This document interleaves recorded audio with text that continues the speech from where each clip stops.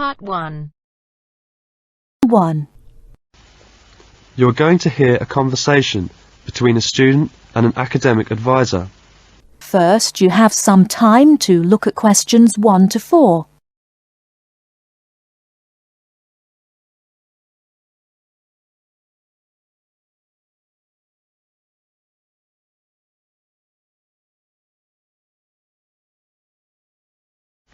Hello there, you must be Jane. Please come in. My name is Mrs. Dunstan. Hello, Mrs. Dunstan. Pleased to meet you.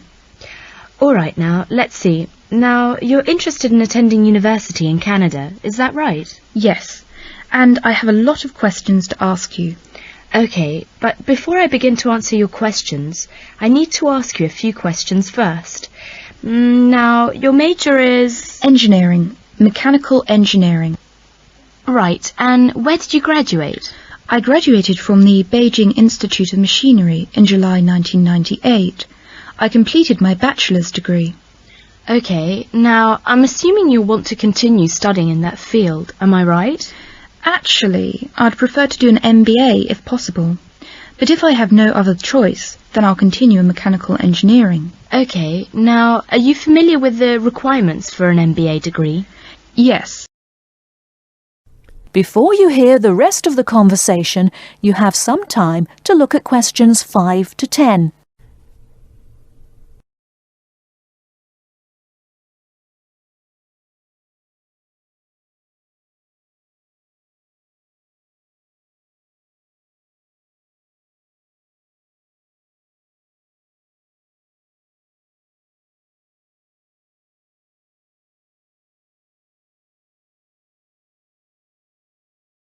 Now listen and answer questions 5 to 10.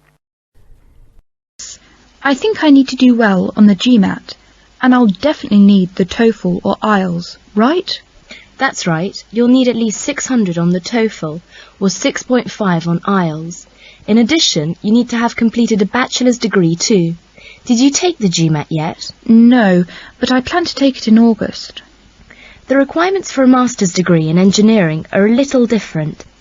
You'll need to take the GRE and of course the TOEFL or IELTS. I see. And when do I start to apply? The best time to start the application process is in November or December of the year prior to your intended year of study. Application forms are usually available in September or October. Which schools in Canada offer the MBA degree? Of the approximately 50 universities in Canada, 20 offer an MBA. Here's a small booklet summarising Canadian university programmes. You'll find all the information on page 22. Great, thanks. And how about tuition and scholarships? Tuition for MBA programmes has been steadily increasing. Some universities now charge the full tuition, meaning that there is no government subsidy. Those universities cost about $10,000 per year, and it's a 2-year programme.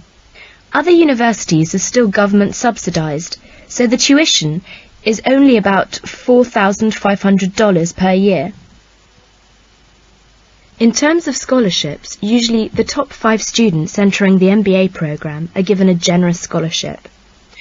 All other students have to pay the full fees. International students have to pay the full tuition, that's $10,000 per year. Oh, is it very difficult to get into an MBA programme? Yes, in fact, the competition is very strong. MBA graduates have a pretty easy time finding a job, so many students are eager to do the programme thinking it will guarantee them success in their careers.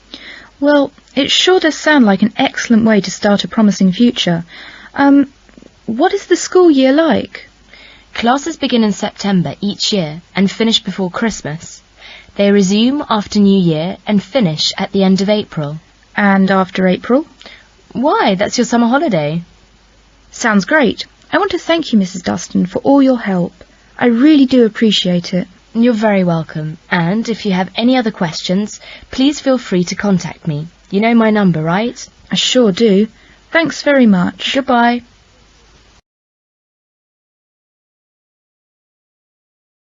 That is the end of part 1. You now have half a minute to check your answers.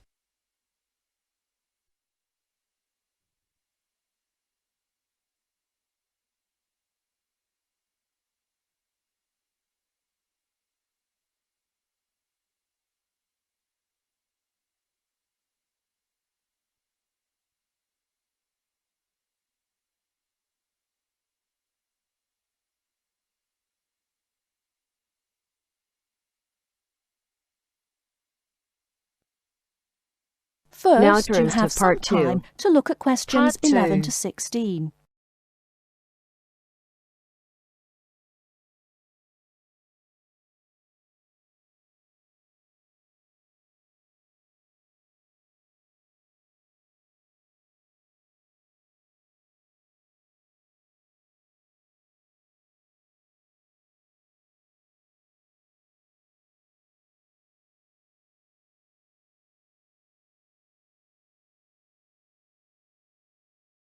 Now, listen carefully and answer questions 11 to 16. Good afternoon. Hello. How can I help you? I'd like to make a transfer, please. You want to transfer some money? That's fine. Let me just bring up some details. Right, here we are. Can you tell me your name, please? It's Alice Deltour. Okay, and your date of birth? 20th of February 1982. Right, and for security, can I have the first letter of your password? It's B. And the fifth letter? That's F. Fine. Now, where do you want to make the transfer to and from? I'd like to send money from my current account abroad. Which country are you sending it to? To China. My boyfriend is on holiday there, and he's run out of money. Oh dear. China, okay. Now, there are several ways to do this. We can do it by credit card, by electronic transfer, by cheque or by banker's draft. I'm not sure. What's the best way? Well, that all depends. The simplest way is by cheque, really. I just write the cheque and send it. Yes, but it can be very slow and take a long time for the money to clear. Between 3 to 4 weeks. How soon do you need the money to get there? I'd like it to get there in the next couple of weeks. So really, sending a cheque is going to be too slow. Yes, I think so. Let's look at electronic transfer then. This usually takes between 2 and 5 working days. That's 2 to 5 days. Working or business days. If you send it on Friday, it will get there the following Friday at the latest. I see. That's much better. Yes, but we do charge a fee for this. We charge a flat fee of £21, and on top of that, the receiving bank may charge a fee, and an agent may also charge you for transferring the money between banks. So, how much is it altogether? We can't give you an exact amount. You need to check it with the receiving bank and any agents that they use. I see. Also, you can send it in sterling or dollars from here, but there will be an additional fee depending on the exchange rate when you convert it into renminbi. So there will be another charge too? I'm afraid so. Does it make any difference if I send it in dollars or sterling? It could make a difference according to which currency has the best exchange rate. The other difference is this. If you send dollars, the amount goes through the US clearing system. We send the money to our branch in London. They then send it to our branch in New York, and the New York branch sends it to the bank in China. It goes all around the world then.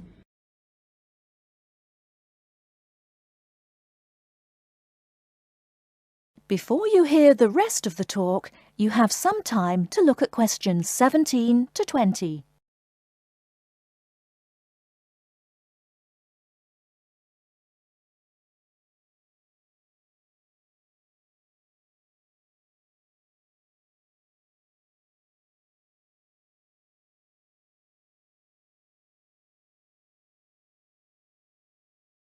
Now listen and answer questions 17 to 20. What about if I send sterling? In that case, we send it to our branch in London. From there it may go directly to China, unless the bank in China has an agent in London, in which case we transfer it to the London agent, and they send the money on to China. So how do I proceed with the transfer? OK, first we'll need some details about the beneficiary from you. The who? The beneficiary, the person receiving the money. OK, what do you need to know? We'll need the full name of the beneficiary and their account number. OK. You need to tell us the name of the bank in China and the address of the branch. We also need the bank's sort code and the SWIFT number. What's a SWIFT number? Basically, it's an interbank code. It helps banks identify each other through a unique code number. OK, and that's spelt? SWIFT, SWIFT. And the final thing we need is the reason for sending the money. You need a reason from me? I just told you my boyfriend's run out of money. Well, we don't need a reason. The receiving government needs to know why the money is entering the country, and we have to be able to tell them. Okay, so from me you need the bank's name, the address of the branch, the sort code and SWIFT number, the beneficiary's name and account number, and a reason for sending the payment. Yes, that's correct. Okay, so I'll check these out and come back to you with them so we can go ahead with the transfer.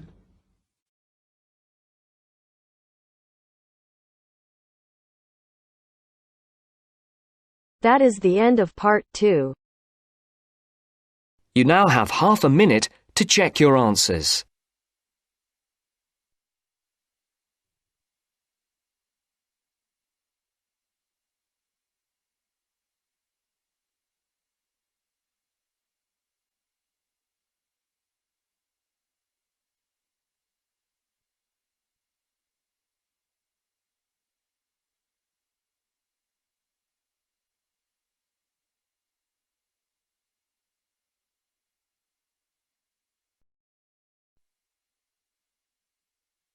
Now turns to part 3. Part 3. You'll hear an interview on job application. First, you have some time to look at questions 21 to 25.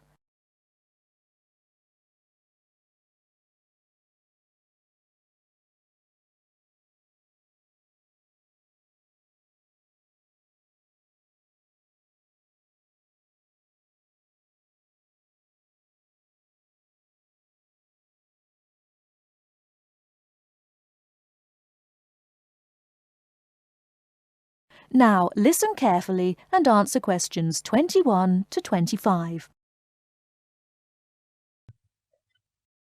These days it's hard enough to find a suitable job, let alone get as far as an interview. Dozens of people every day send off their curriculum vitae or application form and wait hopefully to be summoned for an interview. Now this, apparently, is where a lot of people fall down because of their inadequacy at completing their application forms, according to Judith Davidson, author of Getting a Job, a popular book which has recently come onto the market. Our reporter Christopher Shields decided to look into this apparent inability of the British to sell themselves, and he spoke to Judith Davidson about it. Judith Davidson lectures at a management training college for young men and women, most of whom have just graduated from university and gone there to take a crash course in management techniques. One of the hardest things is not passing the exams, not passing the course examinations successfully, but actually finding employment afterwards. So Judith now concentrates on helping trainees to set about doing just this. And she tries to work out the reasons why chances of getting a job are pretty small. Very often, a job application or a curriculum vitae will contain basic grammatical or careless spelling mistakes, even from university graduates. Then those that do get as far as an interview become inarticulate or clumsy when they try to talk about themselves. It doesn't matter how highly qualified or brilliant you may be, if you come across as tongue-tied and gauche, your chances are quite slim. What are other problems of the application forms? Some letters are dirty and untidily written, with finger marks all over them and ink blots or even coffee stains. Others arrive on lined or flowered or sometimes scented paper, none of which is likely to make a good impression on the average business-like boss. Many people are unable to make that initial impact with an employer. In fact, it needs techniques to send an application which will stand out from the rest and persuade the employer you're the right one for the job. This prompted an enterprising young man called Mark Ashworth, a recruitment consultant himself, to start writing job applications for other people for a fee.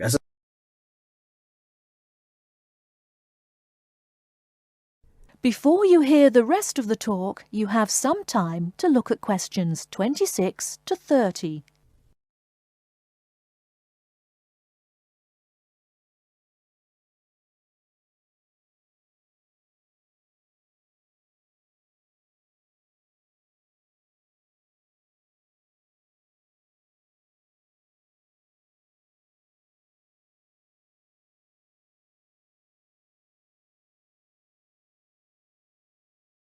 Now listen and answer questions 26 to 30.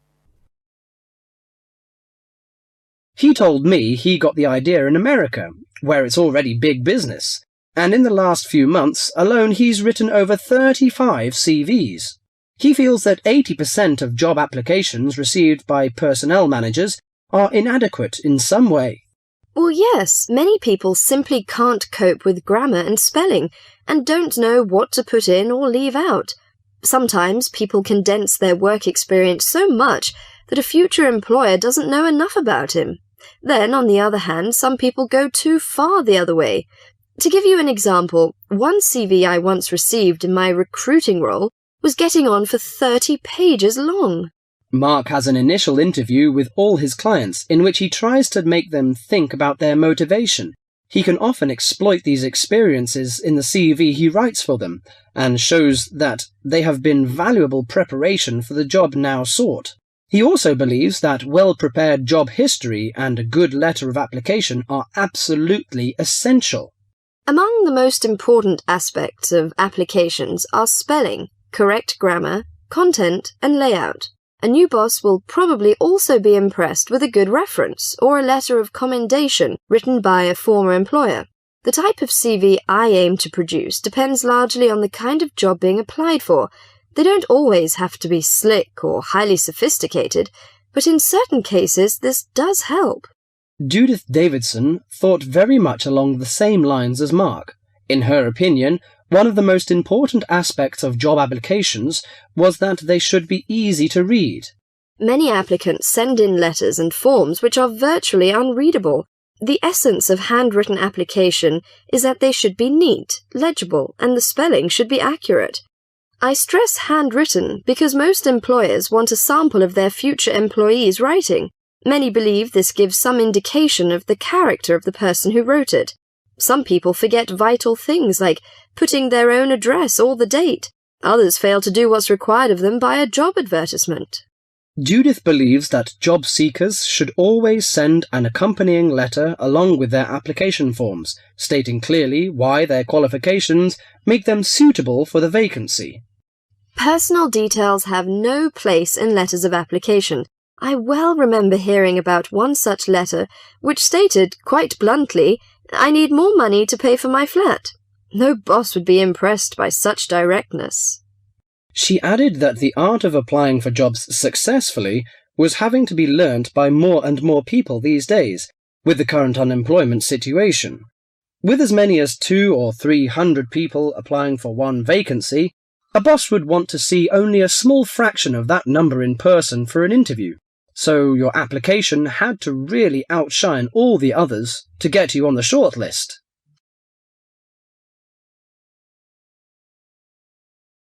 That is the end of part 3. You now have half a minute to check your answers.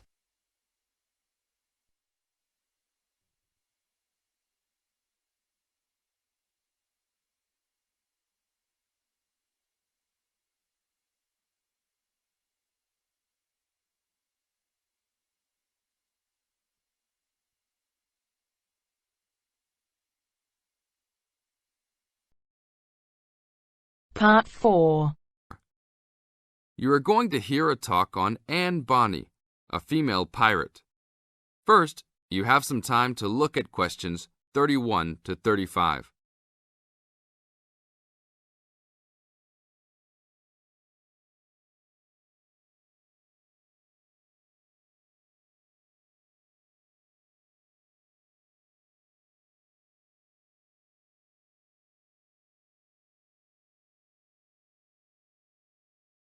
Now listen to the tape and answer the questions.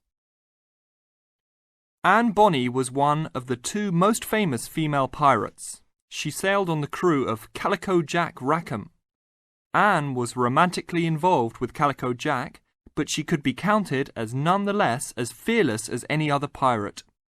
She was born in County Cork, daughter of an attorney and his maid. The lawyer left Ireland in disgrace, but found fortune in the Carolinas. There, he amassed a fortune and bought a large plantation.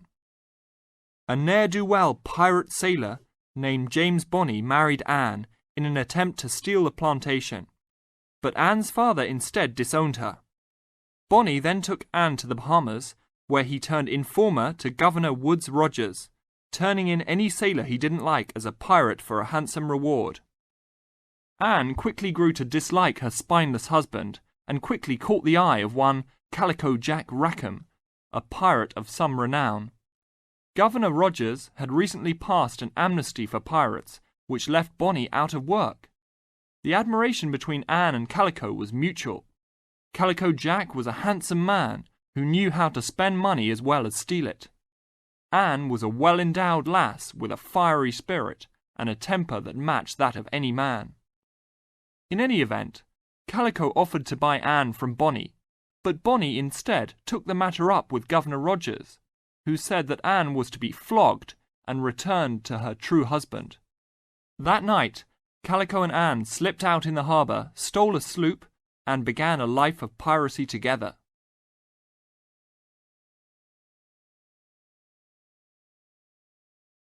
Now look at questions 36 to 40.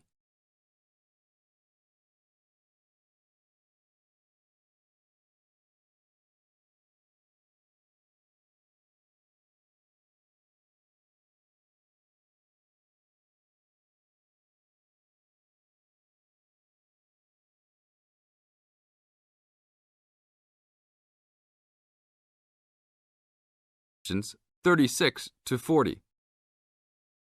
Anne fought in men's clothing, was an expert with pistol and cutlass, and considered as dangerous as any male pirate. She was fearless in battle, and often was a member of any boarding party. In October of 1720, retribution was close at hand. The governor of Jamaica, hearing of Calico's presence, sent an armed sloop to intervene and capture the captain and crew. Calico's ship, Revenge, was caught by surprise, and much to Anne's dismay, the pirates fought like cowards and were taken far too easily. Anne and Mary Read were also captured, but, upon capture, confessed their sex and pleaded to be tried separately after they gave birth. Both women were pregnant at the time. Both received separate trials from the men, but were still sentenced to hang. Mary Read escaped the hangman by dying from fever while in jail.